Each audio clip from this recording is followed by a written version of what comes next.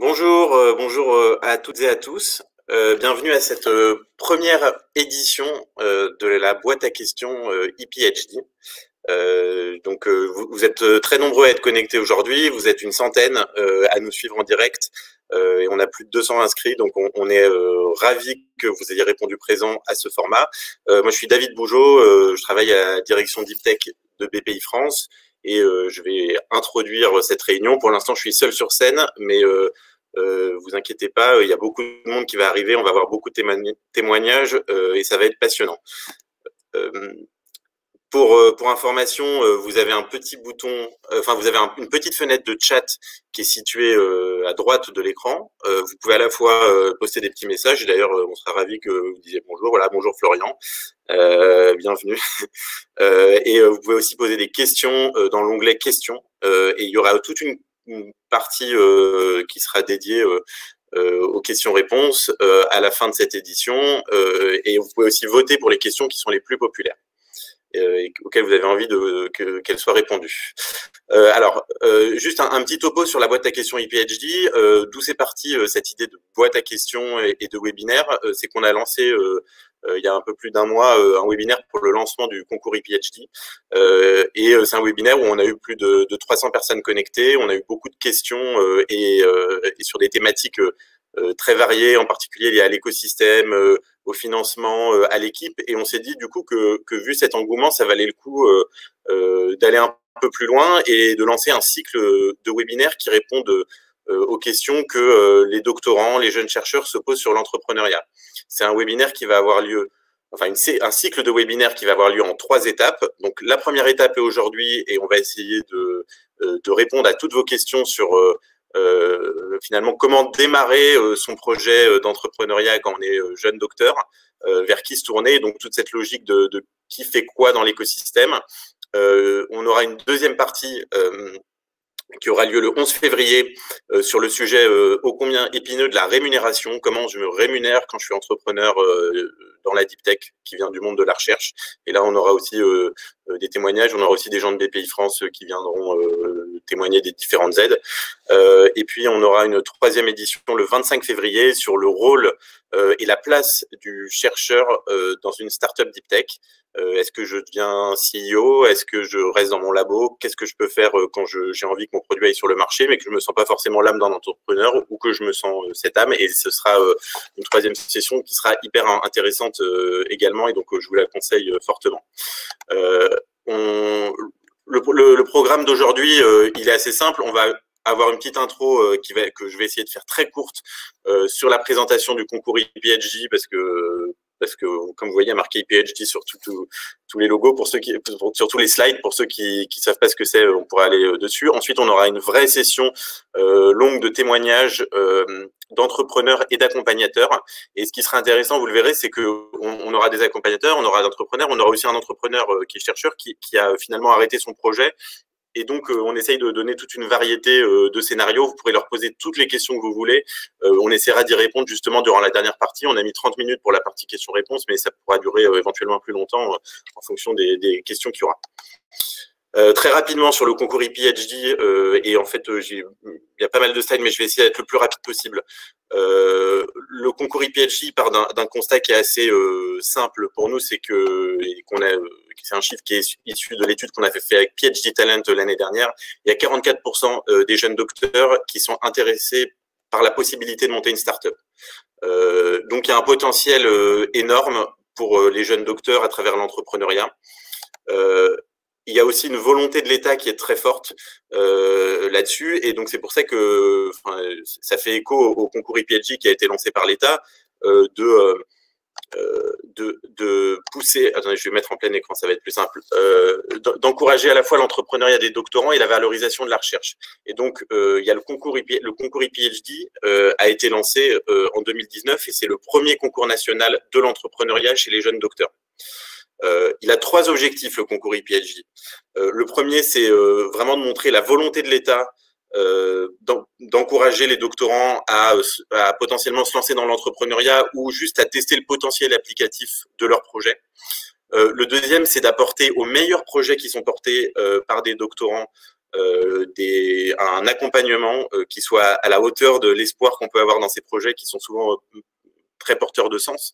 Et puis le troisième objectif, c'est de vraiment créer une communauté d'excellence des chercheurs entrepreneurs.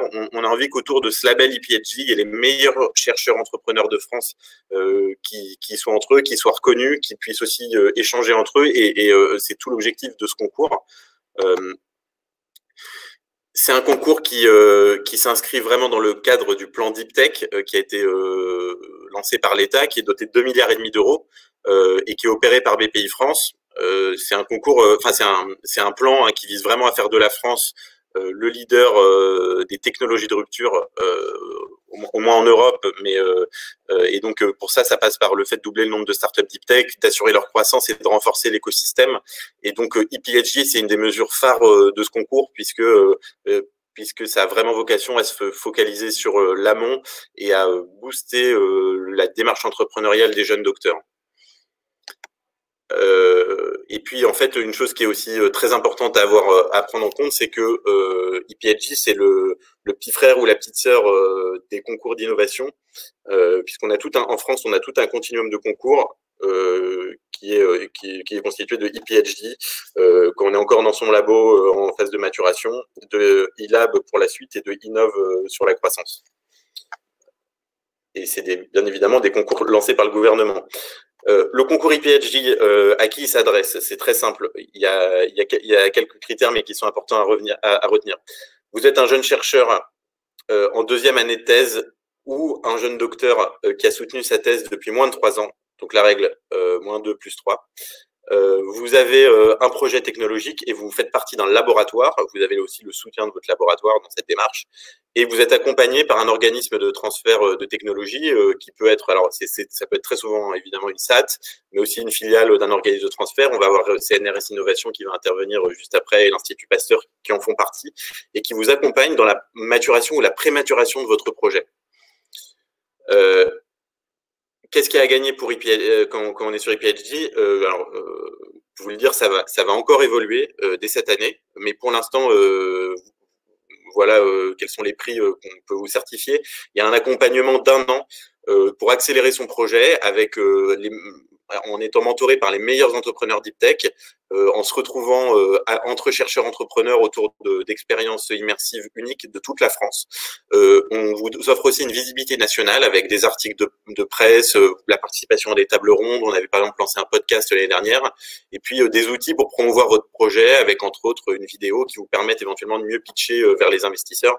En fait, en gagnant un prix ePhD, vous rentrez dans l'écosystème français de l'innovation, vous êtes dans les radars de BPI France, et ensuite on fait tout pour que vous puissiez développer votre projet dans les meilleures conditions et aussi postuler à eLab. Pour finir, comment vous pouvez déposer votre candidature? Le concours a été lancé le 24 novembre. Vous pouvez télécharger votre dossier de candidature sur le site de BPI France en tapant, alors sur Google, vous pouvez taper concours ePhD BPI France et vous pouvez télécharger le dossier. Vous avez jusqu'au 9 mars, donc il y a encore un peu de temps pour déposer un dossier qu'on a essayé de faire pas trop compliqué. Vous êtes ensuite votre OTT dépose une lettre de recommandation. Vous êtes évalué par un jury et il y aura une remise des prix qui aura lieu au mois de juillet avec les lauréats aussi du concours iLab en présence de ministres et de plein de membres de l'écosystème Deep Tech français. Alors mon ami, mais ça on vous enverra les slides, donc ce sera on va pas forcément revenir là-dessus. Juste pour info, il y avait 29 lauréats pardon, l'année dernière avec 7 grands prix. On peut encore monter le nombre de lauréats, donc n'hésitez pas à postuler. On a déjà reçu pas mal de candidatures qui ont été postées, donc on est ravis. Et puis pas mal d'écosystèmes français représentés, mais on sait que là il y avoir pas mal de candidatures qui vont venir entre autres du sud-est, de l'est de la France, et donc on aura une carte de France qui sera complètement remplie. On vous a mis quelques exemples de Grand Prix ePhD et ça montre un peu la différence de maturité des projets, mais en fait le fait qu'on donne sa chance à tout le monde. On a Théo Perronin qui a créé la start-up Alice et Bob dans le quantique, qui a été la même année Grand Prix du concours eLab, qui a fait une levée de fonds de 3 millions d'euros. On a Gaël Maten du CNRS, de CNRS Innovation, qui a créé sa start-up, qui est en train d'essayer de la développer, qui est dans l'acoustique. Puis Emeline Richard-Millot qui vient de Grenoble, et là qui rentre en incubation. Et puis on a encore des startups ou des projets qui sont encore moins matures, mais auxquels ePhD a permis progressivement de passer les étapes. Donc n'hésitez pas à tenter votre chance, n'hésitez pas aussi à nous poser des questions sur ephd@bpifrance.fr et Lola vous donnera tous les contacts un peu plus tard. Et voilà, on a hâte que vous puissiez postuler. Vous avez jusqu'au 9 mars. Pour ça, vous pouvez scanner le QR code qui est sur ce site ou aller qui est sur l'image ou aller sur le site de bpifrance.fr ou aussi évidemment de vous rapprocher de votre structure de valorisation qui aura toutes les infos sur le projet. Voilà, Lola a mis l'adresse dans le chat. Et puis, on répondra aussi à vos questions, entre autres sur le sujet, tout de suite après la session témoignage. Je vais tout de suite relaisser la parole à Lola, qui va vous présenter la partie de témoignage autour du thème « Valorisation entrepreneuriat, comment démarrer, vers qui se tourner ». Merci pour votre attention. Donc, bonjour à tous, je suis Lola Laurent et comme David, je fais partie de l'équipe Deep Tech de BPI France et j'ai en charge l'organisation du concours ePhD. Donc, David l'a précisé en introduction, on a choisi ces thématiques des boîtes à questions ePhD parce que ça a été les questions les plus posées par les chercheurs et les doctorants qui s'étaient connectés pour le webinaire de présentation du concours en décembre. Et donc, la première thématique qu'on va traiter à travers ces webinaires, c'est comment bien démarrer et vers qui se tourner lorsqu'on souhaite monter un projet de start-up Deep Tech.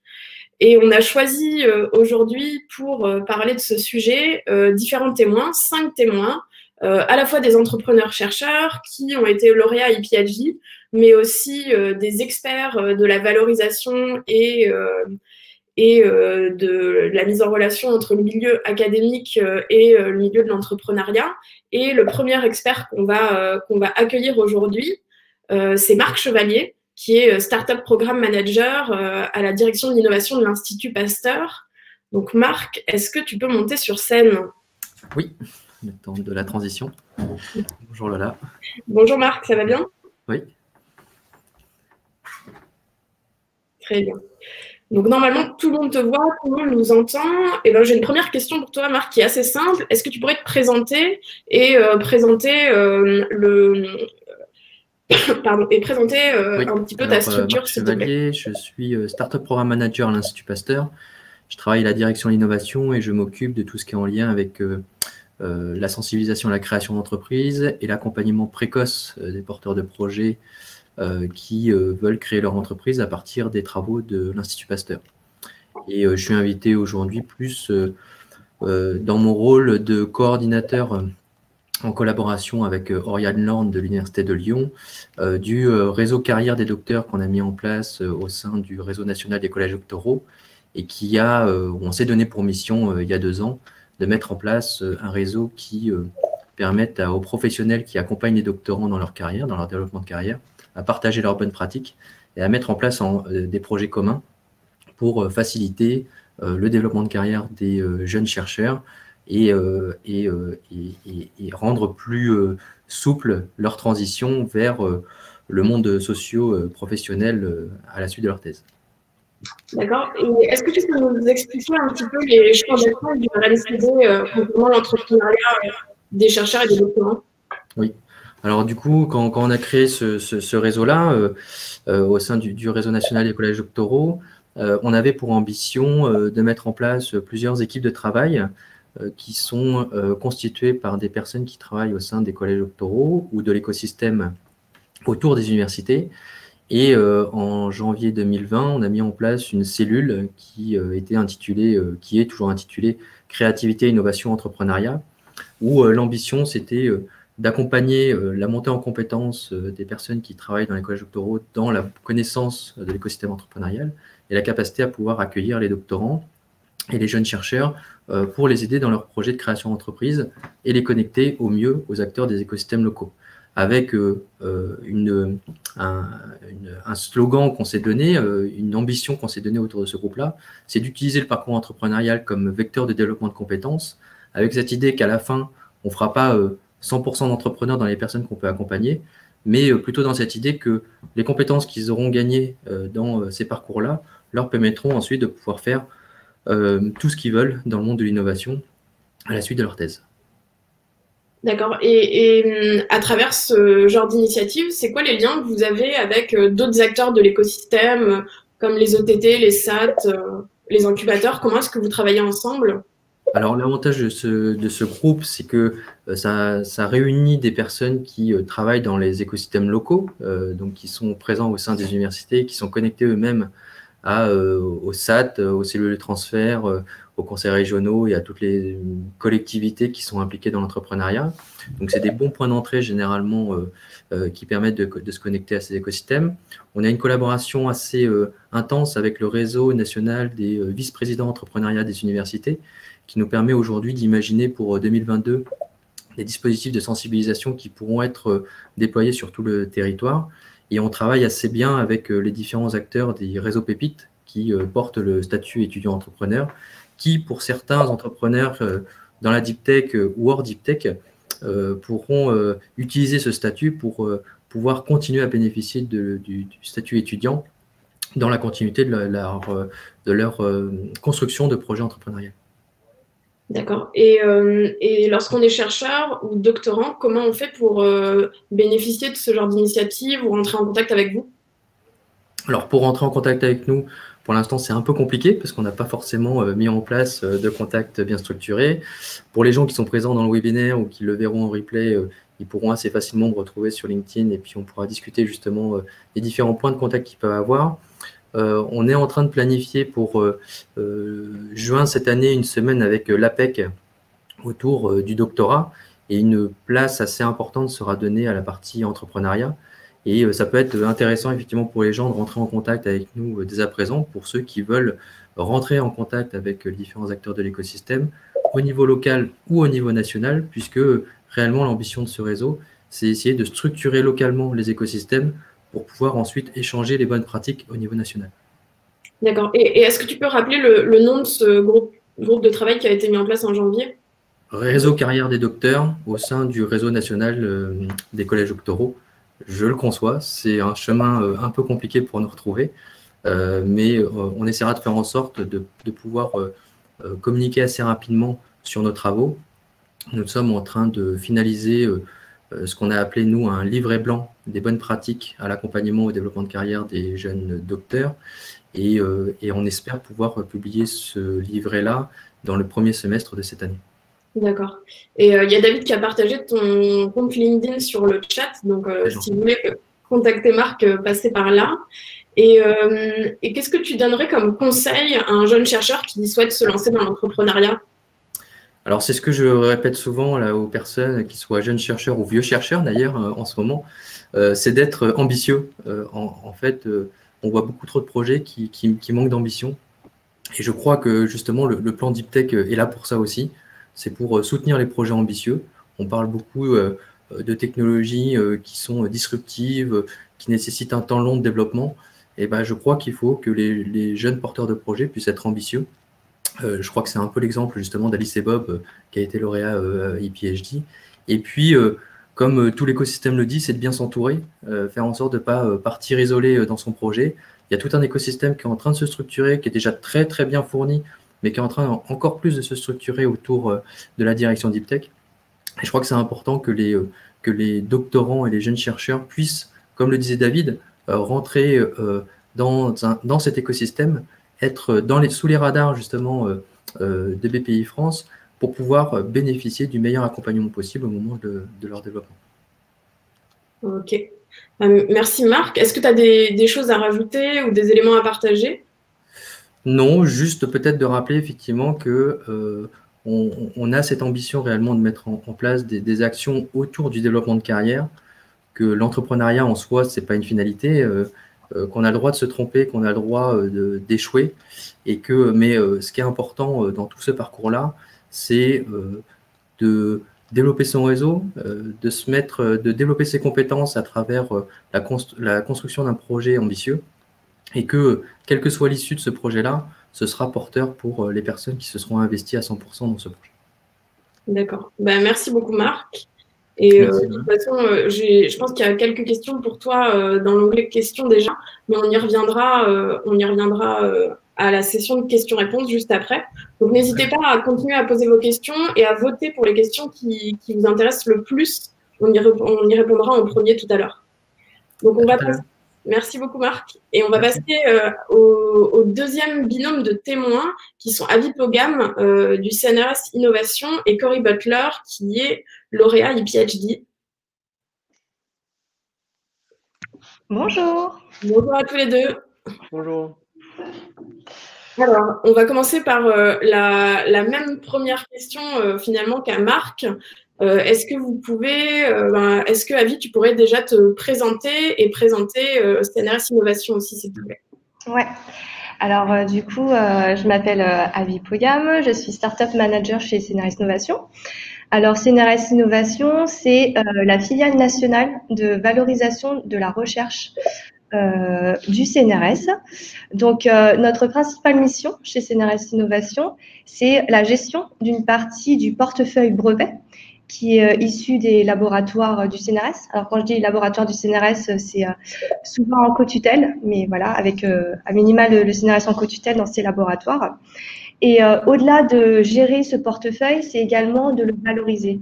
Et quand on parle de valorisation ici, c'est comment exploiter en fait ce portefeuille brevet, comment faire en sorte que les technologies qui sont protégées à travers ces brevets soient utilisées.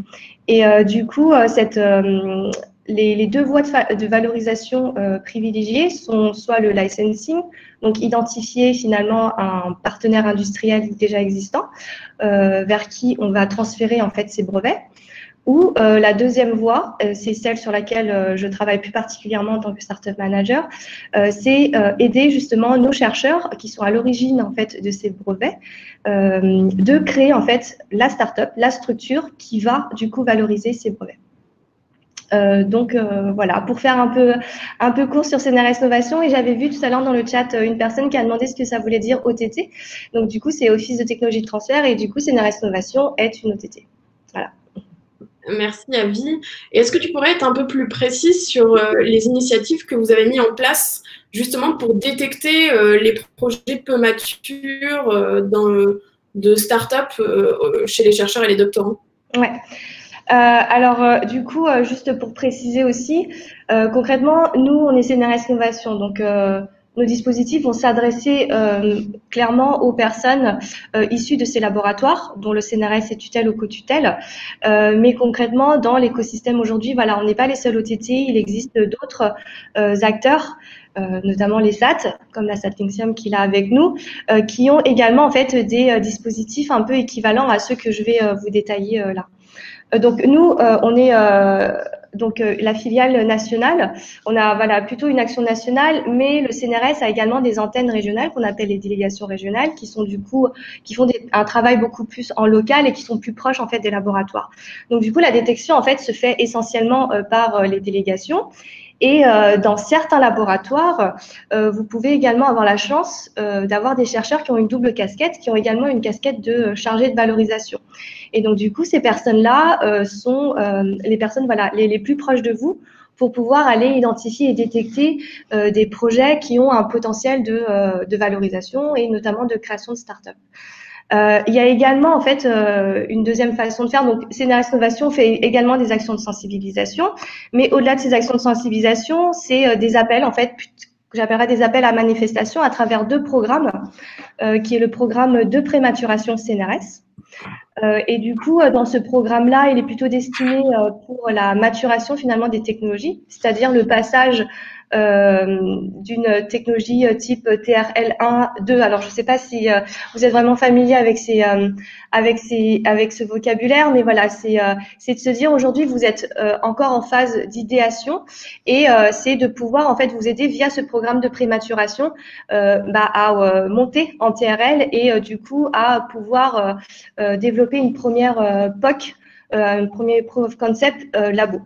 Ensuite, il existe un deuxième dispositif qui lui est adressé à des programmes qui sont un peu plus matures technologiquement parlant, qui est le programme RISE. Donc, c'est le programme pour lequel je travaille plus particulièrement. Et celui-ci, en fait, va adresser plus des aspects marché que des aspects techno. Même si on est bien conscient que sur une startup deep tech, il y a effectivement toujours de la maturation technologique, mais là, on va plutôt discuter avec l'équipe projet ou avec le porteur de projet, plus sur les aspects marché, c'est-à-dire qui sont les acteurs en fait de ce marché, quels sont en fait les marchés d'application possibles pour votre technologie. Du coup, également, aller voir s'il y a des besoins, estimer ses concurrences. Voilà, vraiment travailler toute cette partie-là et la définition finalement de ce fameux couple produit-marché. C'est comme vous le savez, une start-up, pour pouvoir vivre, elle a forcément besoin de vendre et du coup d'avoir des clients. Donc voilà, c'est le principal, la structuration du projet. Et effectivement, le programme RISE permet également de mettre en relation du coup nos équipes de chercheurs avec l'écosystème startup. Et voilà, et du coup, clairement, Corey Butler, via son projet Reflect, a pu bénéficier de ce programme RISE, notamment. Bah, du coup, tu nous fais une petite transition. Corey, je vais te laisser aussi te présenter et présenter le projet avec lequel tu as été lauréat IPHD, justement. Oui, bien sûr. Donc, bonjour à tous, je suis Corey Butler. Du coup, j'étais accompagné par Avi et Scénario Innovation et lauréat du concours IPHD avec mon ancien projet, parce que je suis le fameux chercheur qui a arrêté son projet, dont David il a parlé tout à l'heure. Le projet s'appelait Reflect. Ça visait à rendre la biologie 3D aussi simple et rapide que la biologie 2D. Donc, c'est-à-dire que dans les laboratoires de recherche et les laboratoires industriels, aujourd'hui, la plupart des expériences sont faites sur les lamelles de verre, la biologie 2D, on appelle ça. Et l'idée, c'était de rendre la biologie 3D qui ressemble plus à la vraie vie, plus accessible pour ces laboratoires. Pour des raisons que je vais expliquer un peu plus tard, ça n'a pas abouti. Et par contre, c'est un parcours hyper intéressant. Je rejoins ce que Marc il avait dit avant. Le parcours est hyper intéressant, même si le projet n'aboutit pas. Et je vais expliquer un peu pourquoi. C'est basé sur une technologie de microscopie que j'ai pu travailler, sur laquelle j'ai pu travailler pendant ma thèse, que j'ai fini en 2017, et qui sortait du laboratoire Institut interdisciplinaire de neurosciences à Bordeaux. Et comme beaucoup de technologies, c'était une technologie qui avait plein d'applications possibles. Il y avait plein de choses, ça pouvait être à l'échelle cellulaire jusqu'à l'échelle des embryons. Donc c'est vraiment deux ordres de grandeur différents en termes de taille. Il y avait plein d'applications possibles. Et du coup, en sortant de ma thèse, je voulais entreprendre, je voulais voir un peu ce que ça donnait de vraiment de vendre une technologie, de mettre la technologie dans les mains de la plupart des personnes, mais je ne savais pas comment faire, très clairement. Et du coup, je me suis adressé vite à Unitech, qui est un technopôle à Bordeaux.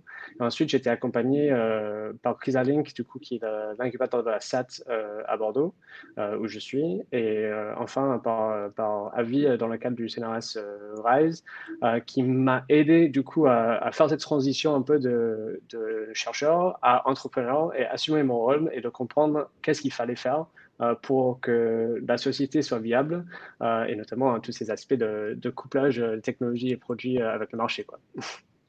Donc toi, tu as été accompagné quand même par pas mal d'acteurs, CNRS Innovation, l'incubateur Chrysalink, tu parlais du Technopôle tout à l'heure et le concours IPHD. Est-ce que tu peux nous expliquer finalement comment ces acteurs t'ont aidé et où en est ton projet actuellement? Oui, bien sûr. Pour moi, c'était pas très clair et j'imagine pour la plupart de vous qui sont là sur ce webinaire, c'est aussi le cas. Donc, si possible, j'aimerais le clarifier un maximum. Donc, moi, quand j'ai sorti de ma thèse, comme je disais, je savais pas comment entreprendre. Donc, en fait, il y avait Unitech qui est un technopôle à Bordeaux pour lequel j'ai postulé, j'étais accepté, qui m'a aidé à comprendre avec en gros des réunions mensuelles, qu'est-ce qu'il fallait faire en termes de propriété intellectuelle, rapport avec le marché, tous ces éléments-là, qu'est-ce qu'il fallait faire. Ensuite, j'ai rejoint l'incubateur de la SADS, qui s'appelle Chrysalink aujourd'hui, qui est un peu la même chose, avec des entretiens mensuels qui m'a aidé à vraiment aborder tous ces sujets de comment prendre une technologie, de transformer une technologie en une entreprise, on va dire, notamment de comprendre quels sont les besoins du marché. Et là, j'ai vraiment beaucoup focalisé sur ces aspects-là. Et ensuite, après, j'ai rejoint du coup l'incubateur, le programme RISE avec Avi, où on a vraiment beaucoup travaillé sur ces aspects-là. Donc, pour être un peu plus clair, en sortant de ces premiers accompagnements, j'avais cette idée de, on va adresser la technologie spécifiquement à ce marché de biologie 3D. Mais il fallait creuser un peu plus sur les acteurs. Est-ce qu'ils ont vraiment besoin de cette technologie ou pas? Et si c'est pas cette technologie, comment on peut changer, transformer la technologie dans un vrai produit qui répond à leurs problèmes, à leurs besoins? Et donc, c'était le travail que j'ai pu faire avec Avi, c'est d'identifier ces acteurs-là, de discuter avec eux et finalement me rendre compte que c'est peut-être pas le bon moment maintenant pour démarrer cette société à partir de cette technologie-là. Et Avi, comment on fait pour rentrer en contact, par exemple, avec CNRS Innovation aujourd'hui quand on est chercheur ou doctorant? Alors oui, il y a plusieurs moyens déjà par mois. Je vous donnerai du coup mon adresse et je pense que je mettrai du coup une présentation où il y aura les liens en fait pour pouvoir nous contacter. Donc vous pouvez nous contacter via notre site internet, via mon adresse email que je vais vous donner. On a aussi une adresse email au département startup de CNRS Innovation qui permet finalement de pouvoir récolter et aussi faire notre sourcing. En fait, ne vraiment pas hésiter une seule seconde à partir du moment où vous avez l'impression d'avoir entre les mains une technologie qui aujourd'hui pourrait répondre à des problématiques marché. Si vous aviez également dans votre équipe des brevets qui pour l'instant ne sont pas encore exploités, voilà, n'hésitez pas à prendre contact avec nous et je rebondis un peu sur ce que disait Corée, c'est que voilà, on parle beaucoup d'acteurs de la valorisation. Il y en a beaucoup, effectivement, il y a plusieurs guichets et vous pouvez être un peu perdu là-dedans. Donc, si jamais vous avez voilà un lien avec le CNRS, n'hésitez pas à prendre contact avec nous et du coup, on pourra également en fait vous un peu flécher et vous dire voilà à quel programme ou quelle aide on peut vous donner à un instant T en fait. Ok, merci Avi. Et du coup, pour finir, Corée, qu'est-ce que tu donnerais comme conseil à un jeune chercheur qui souhaite se lancer dans l'entrepreneuriat? Oui, bien sûr. Je pense que j'ai plein de conseils. Mais pour résumer, je pense que le meilleur conseil que je peux dire, c'est lancez-vous. La France est quand même un bon endroit. Comme il disait Marc aussi, il y a plein d'accompagnements qui sont là pour vous aider. Il y a plein de choses qu'on peut faire ici en France qui nous permettent, en tant que jeunes chercheurs, de se former, de tester l'entrepreneuriat avec des idées et sans trop de risques. Mais il faut y aller à fond. Il faut pas. Enfin, moi, je parle personnellement. Je faisais un peu ça en même temps que valoriser un peu ma technologie. C'est compliqué de porter ces deux chapeaux en même temps. Et si vous voulez vraiment entreprendre, sortez de votre labo, allez discuter avec les clients et vas-y, Franco, vas-y à 100% parce que sinon, ça vaut pas le coup. Il faut y aller. Et comme je dis, la France est quand même un bon endroit pour le tenter. Donc, allez-y. Et du coup, juste pour finir par rapport à ce que dit Corée, c'est ça, vous avez une technologie, n'attendez pas qu'elle soit aboutie pour aller en faire un produit. En fait, allez vraiment tester sur le terrain, allez demander s'il y a un intérêt et comment vous pouvez répondre à ce besoin. Voilà. 100%. Merci à tous les deux. Et de toute façon, on vous retrouve pour la session questions-réponses tout à l'heure. Et on va passer à notre dernier binôme de témoins, qui est Carole Sylvie, qui est directrice du pôle maturation de la SAT Linxium, et Soueb El Otmani, qui est aussi lauréat et PhD et qui porte un projet qui s'appelle Entrevue. Bonjour. Bonjour à tous les deux. Et bienvenue. On va commencer par vous, Carole. Même question que pour les témoins précédents. Je vais vous demander de vous présenter et de présenter la SAT Linxium. D'ailleurs, il y a quelqu'un qui nous a demandé tout à l'heure, c'était quoi les SAT? Ah, oula. Donc, je suis Carole Sylvie et je suis responsable de l'activité de maturation au sein de la SAT Linxium, donc qui est une société privés à actionnaires publics, dont l'État, mais aussi les établissements de recherche et d'enseignement supérieur du site de Grenoble-Alpes. Donc les SAT, c'est des dispositifs territoriaux, il y en a 13 sur le territoire national, et elles ont pour objectif de regrouper les ressources et les compétences en matière de valorisation de la recherche et transfert de technologie et création d'entreprises. Je pense qu'il y a pas mal d'informations sur, si vous tapez Google SAT, pour en savoir plus. Sur Grenoble, donc, on est une SAT qui a été créée en 2014 et on couvre environ 110 laboratoires de recherche dans des thématiques très diverses, aussi bien la santé, les micro-nanotechnologies, l'énergie, l'environnement et les sciences humaines et sociales. Donc, on s'adresse au transfert et à la création d'entreprises dans tous ces domaines. Aujourd'hui, pour donner un petit peu notre track record, on a accompagné et financé 180 projets émanant de ces laboratoires et en termes de résultats, 53 startups sont créées à ce jour, toutes avec des profils, je dirais, technologiques ou deep tech. Voilà. Est-ce que je passe la parole un peu à Swaïb pour se présenter? Oui, voilà. On va laisser Swaïb se présenter et présenter un petit peu son projet. D'accord, Lola. Alors, bonjour à tous. Je suis Swaïb Aloutmani. Alors, je suis porteur du projet Entroview. Donc, Entroview, en fait, car il s'agit de mesurer l'entropie des batteries. En fait, ce que je fais, c'est que j'analyse finement les batteries en faisant la mesure de leur entropie. Donc oui, c'est possible de mesurer l'entropie des batteries. Alors, à qui ça s'adresse? Donc, comme l'a dit juste avant Corée, en fait, on est techno-push, c'est-à-dire que d'abord, on développe une technologie et ensuite, on va voir qui peut en avoir besoin dans l'industrie. Et donc, nous, ce qu'on a trouvé en faisant un petit peu ce travail d'exploration, il faut vraiment aller, comme dit Corée, au contact des industriels, leur poser des questions. Et donc, nous, on a remarqué que ceux qui en avaient besoin aujourd'hui, pas mal, c'est les gigafactories. Donc, les gigafactories, sûrement, vous savez un peu ce que c'est les usines de batteries. Donc, en fait, avec la transition justement de la mobilité électrique, il y a de plus en plus en fait d'usines de batteries, de projets en Europe. Et donc là, on est en contact avec Verkor, qui est un projet de gigafactory qui est grenoblois. Donc voilà, tout est à Grenoble. Donc j'ai fait ma thèse à Grenoble, j'ai fait mon projet à Grenoble, et là j'ai l'un de mes plus grands contacts qui est aussi à Grenoble. Donc voilà, aujourd'hui j'en suis un petit peu dans la phase d'incubation, et bientôt on va entrer en création. Voilà. D'accord, merci Soïb. Carole, est-ce que vous pouvez nous expliquer un petit peu les initiatives qui sont mises en place par l'INSIAM pour accompagner les chercheurs et les doctorants qui ont un projet de start-up deep tech? Oui, donc nous sommes rapprochés notamment du collège doctoral de l'université de Grenoble-Alpes pour essayer dès la phase doctorant, donc pendant la thèse, d'animer des ateliers de sensibilisation à la création d'entreprises et de permettre aux doctorants d'envisager, au-delà des deux voies qui sont classiques, des concours de la fonction publique ou alors d'intégrer une entreprise, d'oser envisager finalement de créer une entreprise autour des résultats de leurs travaux de thèse.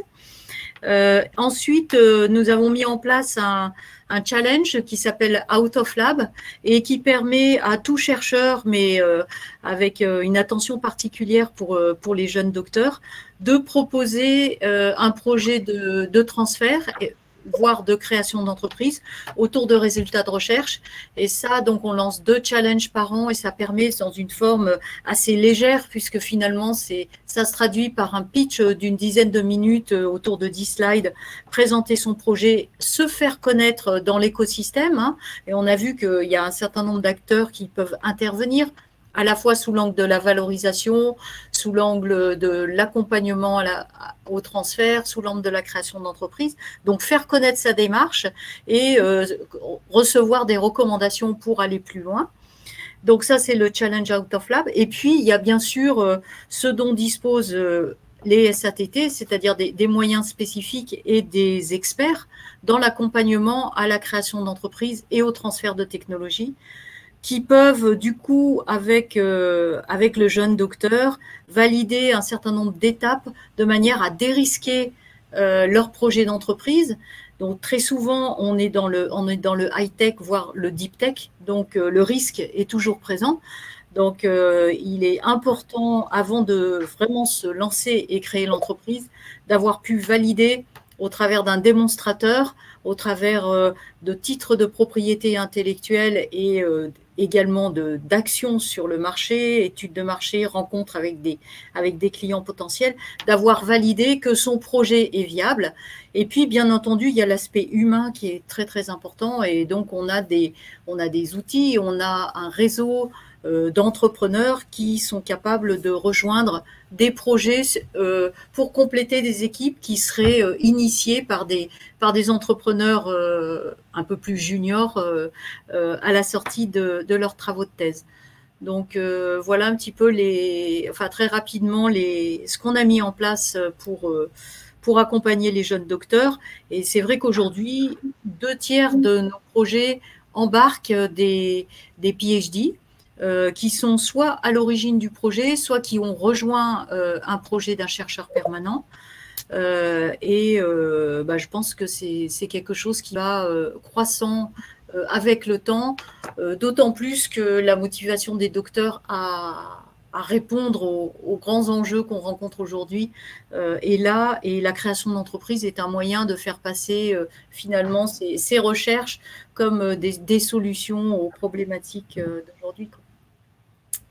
Ok, merci Carole. Donc Carole nous dit qu'il y a de plus en plus de PhD qui s'impliquent dans des projets d'entrepreneuriat.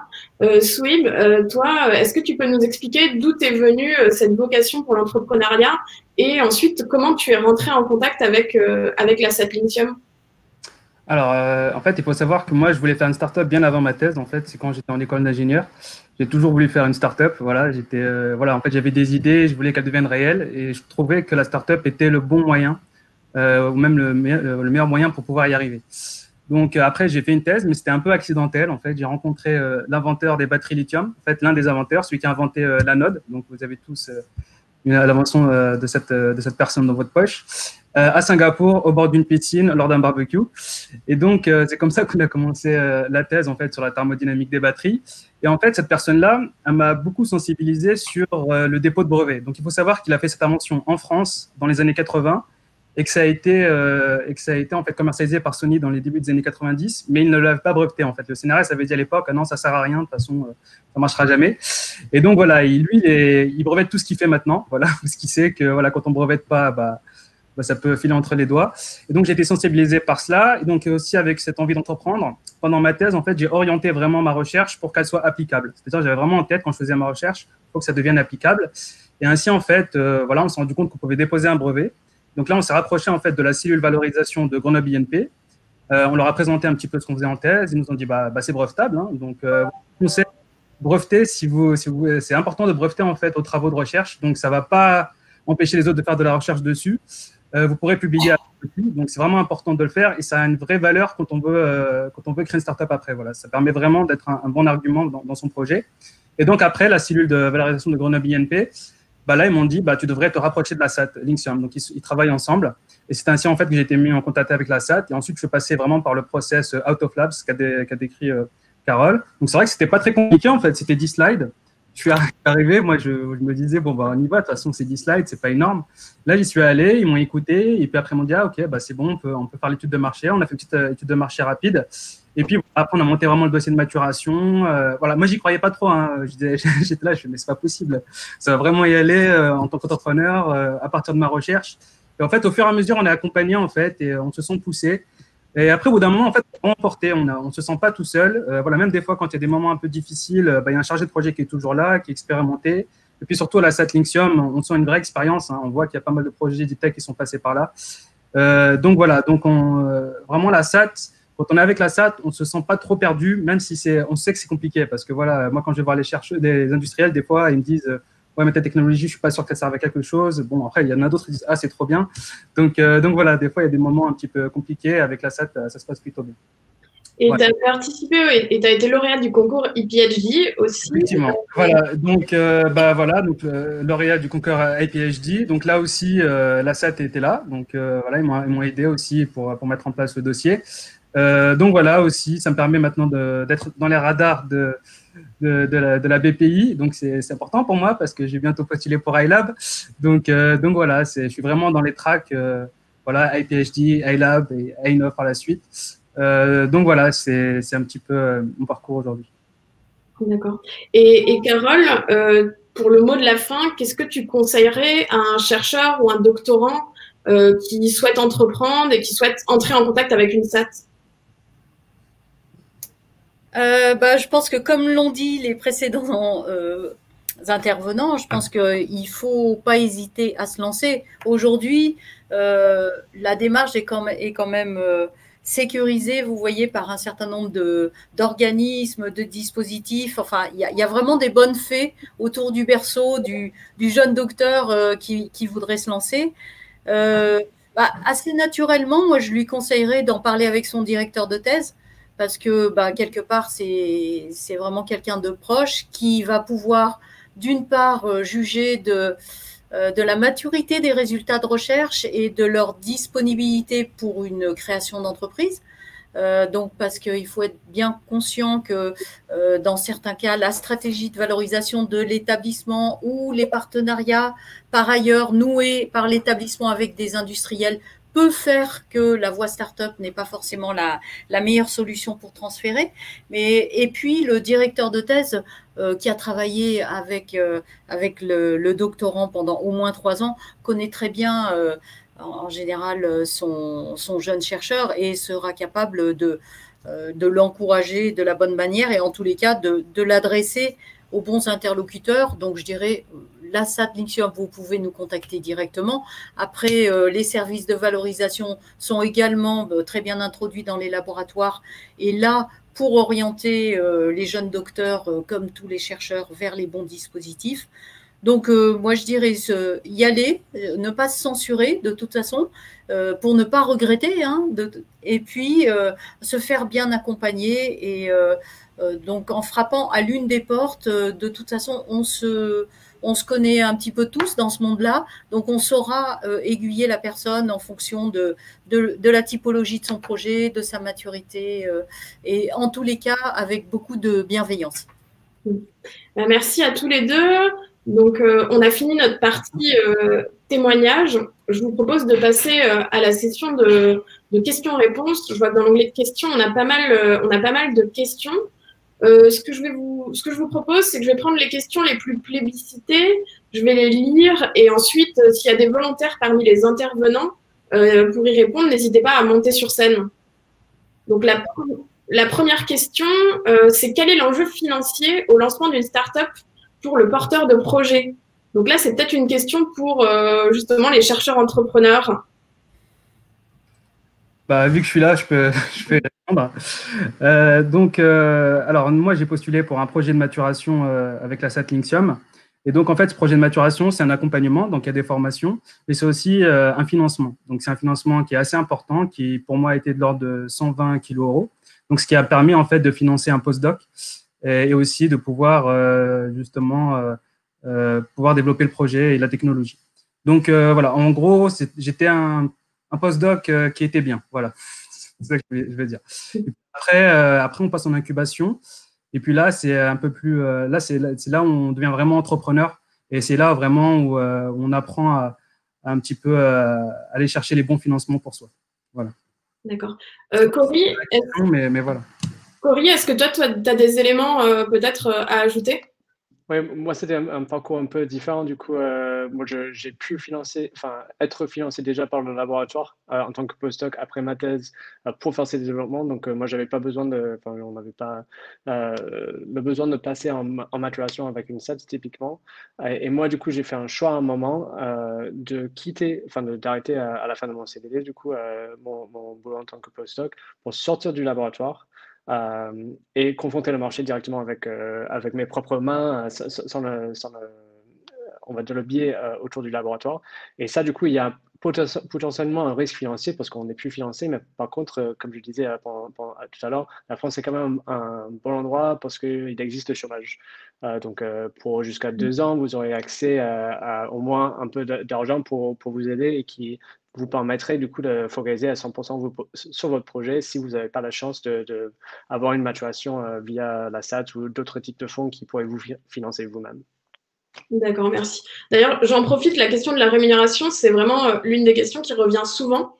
Et le prochain webinaire de la boîte à questions IPHD qui aura lieu le 11 février, justement, on va parler exclusivement de ce sujet qui est comment, quand on est chercheur ou doctorant, on peut se rémunérer dans la phase de création de sa startup Deep Tech, justement. Donc, il y aura d'autres témoins sur ce sujet. Je ne sais pas si Avi ou Carole, vous aviez des points à rajouter sur ce sujet-là? Non?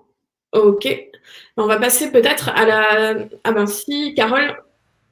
Oui, j'allais dire que autant on peut sécuriser pendant la période, enfin pendant l'initiation de la démarche, comme l'a dit Souhaib, en phase de maturation, donc on peut financer une sorte de post-doc création d'entreprise, hein, donc 12 à 18 mois de post-doc pour travailler vraiment sur le démonstrateur, la propriété intellectuelle, le marché.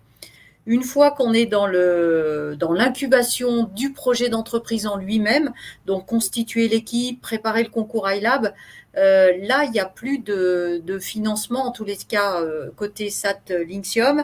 Et je dirais que la démarche de création d'entreprise, c'est une démarche où il faut intégrer qu'à un moment donné, il peut y avoir un risque. En général, chez nous, les jeunes docteurs fonctionnent sur le chômage pendant cette période qui est entre la fin de maturation et la création de l'entreprise en elle-même. Bon, ça peut être 6 à 12 mois. Et après, ce qu'on essaye de faire, c'est d'avoir très vite des financements, voire du chiffre d'affaires dans l'entreprise pour pouvoir se rémunérer, quoi. Mais la notion de risque financier, elle est quelque part un petit peu aussi liée à la notion de projet d'entreprise. C'est un petit peu indissociable, je dirais, à un moment donné, même si on essaye de sécuriser les choses sur une partie de la démarche. Ok. Prochaine question. Pour les chercheurs ne bénéficiant pas de partenaires académiques, proposez-vous des dispositifs spécifiques à ce cas-là vers qui se tourner? David, tu as peut-être des éléments de réponse avec les autres lycées de financement qui marchent côté des pays. Le temps de monter sur scène. Oui, alors je suis désolé, j'entends. Enfin, il y avait un problème de son. En fait, la question, c'est pour les chercheurs qui ne bénéficient pas de partenaires académiques. Est-ce qu'on propose d'autres dispositifs spécifiques? Alors, en effet, pour les docteurs qui n'ont pas de partenaire académique, l'idée, c'est, enfin, ils ne peuvent pas forcément postuler à IPHD puisqu'il faut avoir un soutien de son laboratoire et être attaché à un laboratoire. Après, il y a tous les dispositifs classiques d'incubation qui s'adressent à tous les entrepreneurs. Et dans ce cas-là, il y a évidemment les incubateurs, il y a aussi toutes les pépinières d'entreprise et tout le cursus un peu classique. Et bien évidemment, vous pouvez aussi vous rapprocher des acteurs académiques, des SAT aussi, pour être potentiellement orienté aussi vers ces projets-là. Et peut-être que ça vaut le coup que Marc, par exemple, réponde, ou peut-être Carole. Alors, merci David. Oui, je dirais que ça dépend de l'avancée du projet.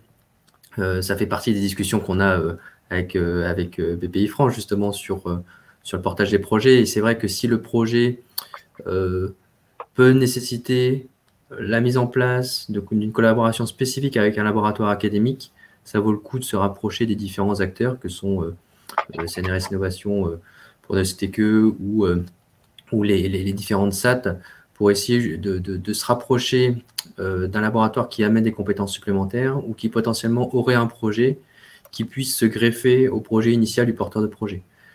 C'est aussi ce type de profil-là qu'on recherche globalement dans l'écosystème.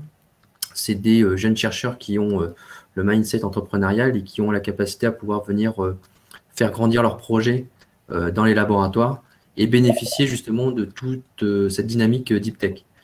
Donc, j'encouragerais l'auteur de la question à essayer de regarder dans son écosystème local déjà les différents partenaires académiques avec lesquels il pourrait travailler et pourquoi pas les solliciter pour pouvoir postuler au concours IPHD l'année prochaine, puisque là j'imagine que les délais seront un peu courts, mais ce qui permettrait de pouvoir construire la maturation avec eux, ce qui rendrait service au laboratoire académique et puis à tous les acteurs qui pourraient être impliqués dans la création de la structure. Ok, merci beaucoup Marc. La prochaine question, c'est à quel moment du projet est-il conseillé de s'interroger sur les questions de propriété intellectuelle? Du coup, c'est peut-être une question pour Carole, pour Avi, même toi David.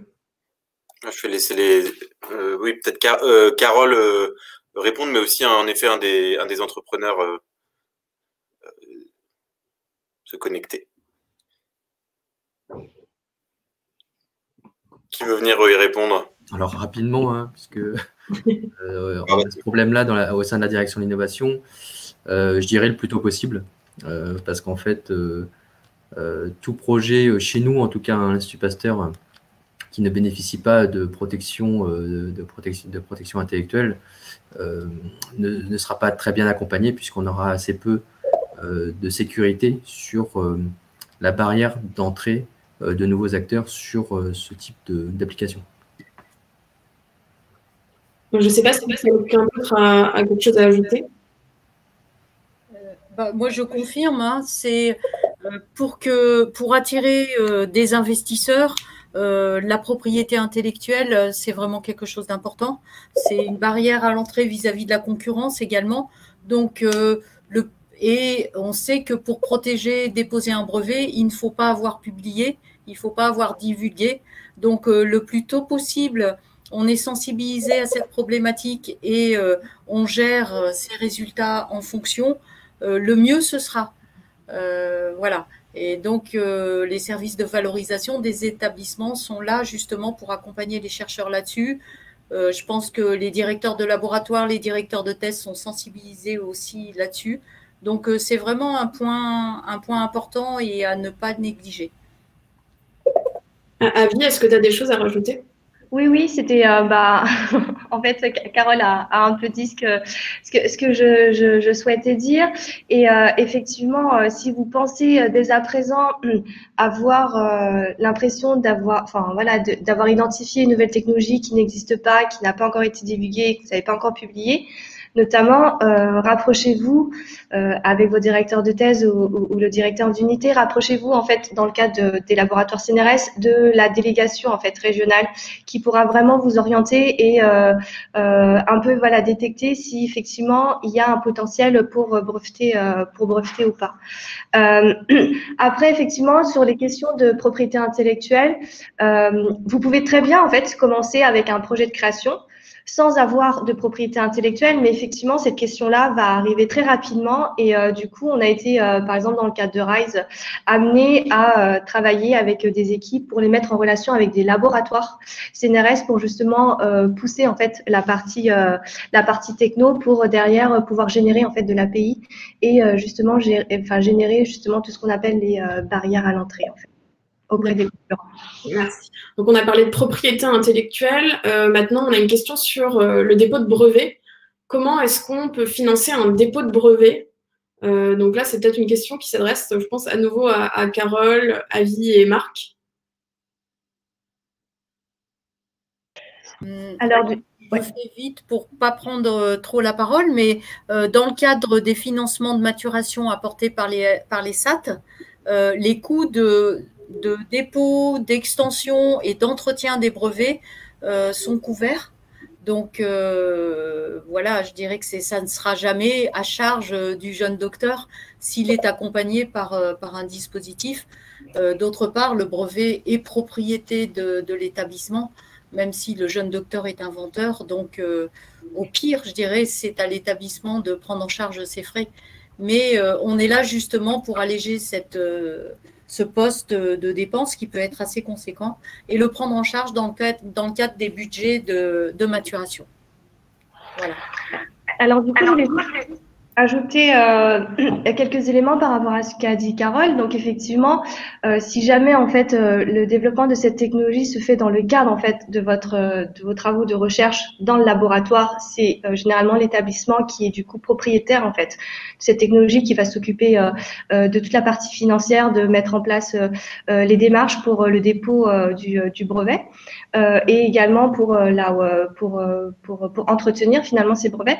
Mais si jamais la start-up est amenée à être immatriculée, derrière, elle va aller exploiter en fait ces brevets dont les établissements sont propriétaires. Et du coup, en fait, il y a un contrat de licence d'exploitation qui va être établi entre du coup les établissements et la future start-up. Et donc, à ce moment-là, se posera les questions justement de récupérer soit les frais de pays, enfin voilà, de minima, de royalties, enfin voilà, tous ces aspects qui sont liés au contrat de licence d'exploitation. Oui, c'est juste ce sur quoi je voulais insister, c'était le fait que ça revenait à l'établissement de soutenir les coûts et que c'était très rare que ce soit la personne physique d'engager des finances pour déposer un brevet. Et pour ceux qui pourraient être concernés par ce cas de figure, il faut être bien accompagné pour éviter de déposer des brevets qui peuvent assez facilement ne pas être soutenus par les différentes autorités, puisqu'on voit quand même pas mal de catastrophes dans les inventeurs de gens qui ont déposé des brevets tout seuls et qui se sont retrouvés à dépenser des fortunes pour pouvoir maintenir des brevets qui finalement n'avaient pas énormément de potentiel d'exploitation. Okay, au mieux, faites confiance aux différentes cellules de transfert pour soutenir les brevets. D'accord. J'ai quelques questions sur le concours ePhD. David, est-ce qu'on peut cumuler une candidature à ePhD et une candidature à eLab? Oui, tout à fait. On a eu deux candidats, deux lauréats cette année qui ont gagné à la fois ePhD et eLab. Ce qu'il faut pour eLab, ce qu'il faut pour ePhD, pardon, c'est ne pas avoir encore créé sa structure. Voilà. Et une autre question sur ePhD, les sciences humaines auront-elles des chances de gagner le concours parmi des milliers de projets en technologie? Alors, c'est une vraie question et je vois qu'il y a beaucoup de questions sur ce sujet, finalement sur l'éligibilité des projets qui ne sont pas issus de sciences entre guillemets dures. Là-dessus, finalement, nous, on n'a pas de religion, en tout cas, c'est pas un sujet. On s'interdit pas de le rendre lauréat des candidats SHS. Ce qu'il faut, c'est respecter les conditions d'éligibilité, c'est-à-dire être issu d'un laboratoire de recherche, d'avoir un soutien de son directeur ou directrice de thèse, et puis d'avoir un soutien d'un organisme de transfert. Donc, ça peut arriver dans certaines régions aussi que des projets qui soient davantage SHS soient accompagnés par des organismes de transfert, et dans ce cas-là, vous êtes totalement éligible à ePhD et il n'y a pas de, en tout cas, on n'a pas d'enjeu à ne pas vous faire gagner et être lauréat. Ok. Alors j'ai l'impression qu'on a traité à peu près toutes les questions qui n'avaient pas été répondues dans l'onglet questions. Je sais pas si David t'en voit peut-être d'autres que j'ai raté.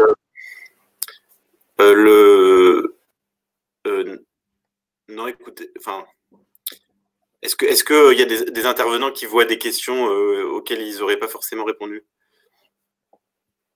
Ah,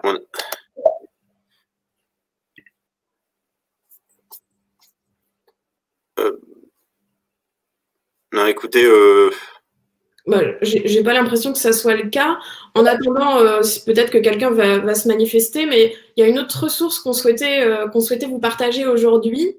C'est les fiches pratiques qu'on appelle Se lancer, qui se trouvent sur la plateforme LeDeepTech. Vous avez l'URL sur le slide juste ici, je vais vous l'agrandir.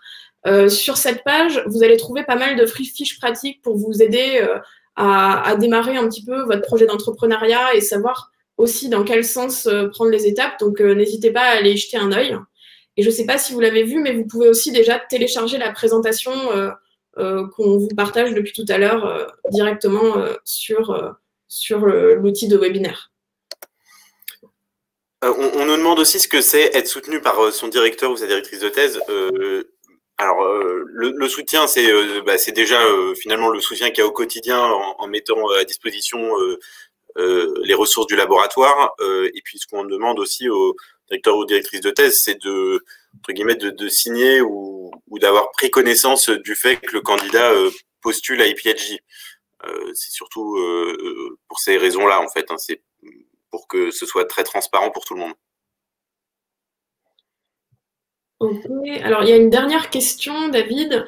Un jeune docteur qui a un brevet avec Science, donc avec une SAT, peut déposer pour le concours IPHD et ILAB. Pourriez-vous clarifier ILAB? Est-ce que tu peux expliquer de manière très rapide ce qu'est le concours ILAB par rapport à IPHD? Le concours ILAB, en fait, ça, et d'ailleurs, je vais peut-être remettre, parce qu'il y avait un slide qui expliquait, et ce serait peut-être aussi assez marquant. Le concours ILAB, c'est une autre étape du concours d'innovation qui arrive normalement après IPHD. En fait, sur IPHD, on va beaucoup évaluer à la fois le potentiel de son projet, la motivation entrepreneuriale du jeune docteur. Sur ILAB, on va vraiment évaluer votre projet avec sur sa dimension technique, sur sa faisabilité en termes en termes financiers. Et donc, on va dire que ILAB, ça arrive en théorie un peu après, quand l'entreprise, quand le projet est beaucoup plus abouti, qu'il a déjà fait l'objet d'une création de start-up ou qu'il est vraiment au moment de la création de start-up. Disons que, dans une certaine logique, IPHD doit aussi, et l'accompagnement que vous aurez en tant que lauréat IPHD va vous permettre de bien préparer votre dossier ILAB. Et puis sur ILAB, on peut aller, on a des subventions à hauteur pour certains projets, certains grands prix qui vont jusqu'à 500 ou 600 000 euros. Donc ça peut être un énorme soutien. Mais IPHD est vraiment un booster pour aller vers ILAB. Et alors, il y a encore deux dernières questions qui touchent à l'international. Est-ce que les postdocs qui ont fait leur thèse dans un laboratoire étranger peuvent participer au concours IPHD?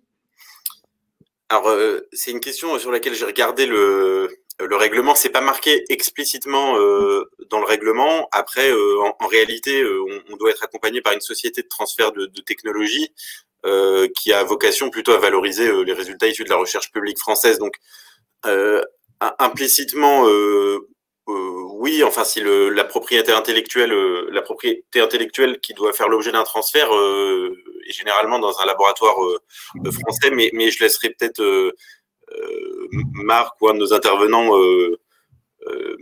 peut-être compléter sur les rapports avec les organismes internationaux. Après, je pense que David, tu sais mieux effectivement le règlement que nous tous. Donc il y a effectivement cette contrainte de lien avec la SAT qui limite la participation des personnes qui ont potentiellement des travaux faits à l'étranger qui voudraient valoriser par ce biais-là. Mais je reviens justement sur ma réponse de tout à l'heure, c'est que des travaux qui ont été initiés à l'étranger n'excluent pas forcément de pouvoir être continués en France dans le cadre d'une collaboration avec l'ambition de vouloir générer un projet de start-up derrière. Donc, ça, c'est un peu comme quand on cherche un postdoc pour revenir en France. Ça peut être une stratégie de développement de carrière, de se dire, je reviens avec un projet pour monter, dans l'ambition de monter une start-up en France, en partenariat avec un laboratoire français, ce qui peut me permettre de bénéficier d'une bourse de postdoc spécifique qui me permettra de financer mon projet. Ouais, ce que je pense, c'est le point important, c'est d'arriver à faire une greffe sur un laboratoire français, même si on vient de l'étranger, puisque finalement, l'objectif de ces concours, c'est de valoriser des résultats de recherche des laboratoires français, ce qui n'exclut pas qu'ils soient co-développés avec un laboratoire à l'étranger, mais il faut quand même qu'il y ait ce lien. Après, la recherche est internationale, donc ce n'est pas impossible d'arriver à le faire.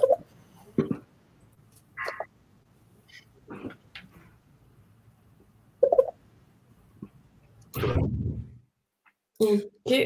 David, je ne sais pas si tu veux qu'on continue. Il y a encore quelques questions, mais on a dépassé un petit peu notre timing. Oui, je